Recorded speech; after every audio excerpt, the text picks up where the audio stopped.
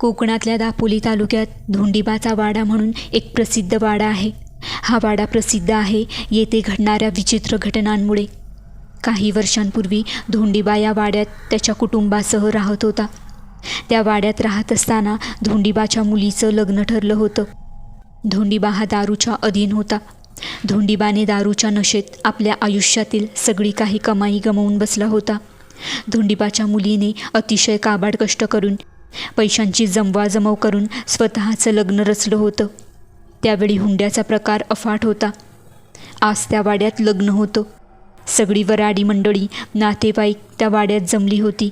लग्नाची तयारी चालू होती. सर्वत्र वाड्यात चहलपहल होती. परंतु मुलाच्या घरच्यांना मानपानात कमतरता जाणवू लागली. धोंडीबा हुंड्याचे पैसेसुद्धा देत नव्हता, कारण त्याच्याकडे तेवढे पैसेच नव्हते. हुंडा नाही, मानपानात कमतरता म्हणून भर मांडवात नवऱ्याकडची मंडळी ते लग्न मोडून मंडपातून निघून जात होती. धोंडीबाने हे लग्न न मोडण्यासाठी नवऱ्याकडच्या लोकांच्या हातापाया पडला. त्यांना विनवणी केली, परंतु मुलाकडच्या लोकांनी त्यांचं काहीच ऐकलं नाही. त्या दिवशीसुद्धा धोंडीबा भरपूर दारू पिऊन आला आणि तमाशा करायला लागला आणि शेवटी जे नको घडायला होतं तेच घडून बसलं. धोंडीबाच्या मुलीने तणावाखाली येऊन भर मंडपात स्वतःला जाळून घेतलं. मुलीच्या मृत्यूनंतर धोंडीबा एकटा पडला. धोंडीबा एकटाच त्या वाड्यात राहत होता आणि मुलीच्या मृत्यूनंतर अगदी काही दिवसांतच धोंडीबाचंही काहीशा अल्पशा आजाराने निधन झालं. तेव्हापासून त्या वाड्यात ना कुणी जात ना कुणी फिरकत. कारण असं म्हणतात की या वाड्यातून रात्रीच्या सुमारास सनईचे सूर गुंजतात, वरातीचा आवाज येतो, मंगलाष्टका चालू होतात आणि एक वधूच्या वेशात एक आत्मा तिथे वास करते. तो वाडा वर्षानुवर्षे बंदच होता. कोणाचीही त्या वाड्यातच काय, त्या वाड्याच्या बाजूने सुद्धा फिरकण्याची हिंमत होत नसायची. असंच एका वर्षी मुंबईला राहणारे रमेश आणि रुपेश हे दोघं भाऊ सुट्टीच्या दिवसात त्यांच्या गावी राहण्यासाठी म्हणून आले होते. त्या दोघांनी गावकऱ्यांकडून आणि त्यांच्या मित्रांकडून त्या वाड्याबद्दल फार काही ऐकलं होतं.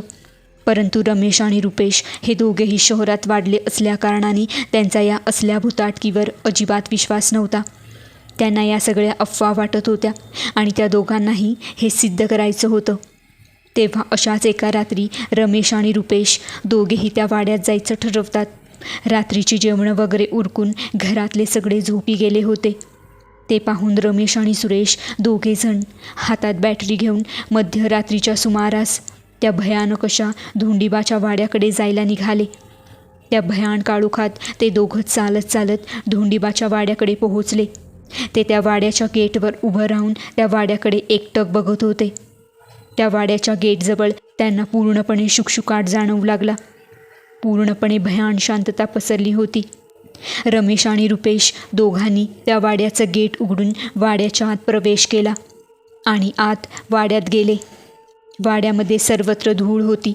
सगळीकडे घाण आणि पसारा होता. त्या वाड्यात 2 ते 3 खोल्या होत्या. ते दोघं एका खोलीमध्ये गेले तेव्हा त्यांना तिथे लग्नाच्या सर्व वस्तू ठेवलेल्या दिसल्या. ते दोघं लगेच त्या रूममधून बाहेर आले आणि त्याच रूमच्या बाजूला अजून एक रूम होती आणि त्या रूमचा दरवाजा बंद होता. ते दोघं त्या रूमच्या दिशेने जात होते. त्या काळोख्या अंधारात रमेश आणि रुपेशला कुणाच्या तरी असण्याचा आभास झाला आणि तितक्यात त्या रूमचा दरवाजा आपोआप उघडला गेला आणि त्या रूममधून नवरीच्या वेशात सजलेली एक बाई त्यांना येताना दिसली. ती बाई अर्धवट जळालेली त्यांच्याकडेच पाहत होती. त्यांना कळलं होतं की ही तीच असावी जिचं लग्न मोडल्याने स्वतःला जाळून घेतलं होतं आणि ती बाई नसून ती एक भूत आहे. ते पाहून दोघांचाही थरकाप उडाला. दोघंही घाबरत घाबरत दाराच्या दिशेने धावत सुटले. ते त्या वाड्याच्या दरवाजावर पोहोचणार इतक्यात ते दार बंद झालं आणि त्यांच्या कानांवर बँडबाजा, सनईचे सूर, मंगलाष्टकांचा आवाज पडला आणि तो आवाज हळूहळू इतका कर्कश होत गेला की तो ऐकण्याच्या क्षमतेच्या बाहेर गेला.